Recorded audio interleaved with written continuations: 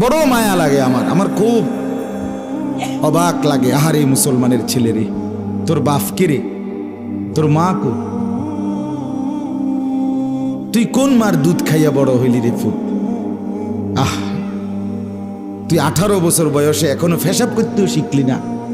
আহারে বাবা,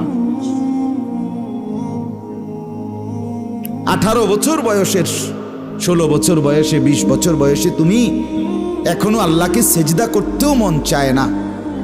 আহ, তোমার মুসলমান কোথায়? তোমার আখিরাত কোথায়? তুমি কোথায়?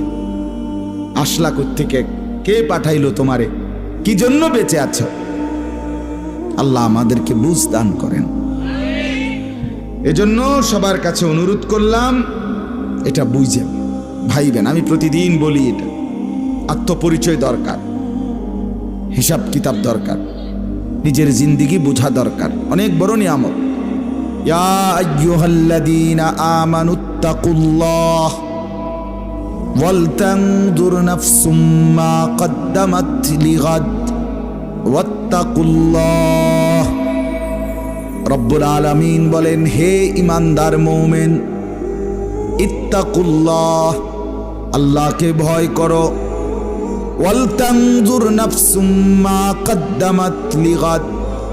রব্বুল আলামিন বলেন, মুমিন, প্রতিদিন হিসাব করো, আগামীকাল কিয়ামতের জন্য তুমি আজ কি পাঠিয়েছো।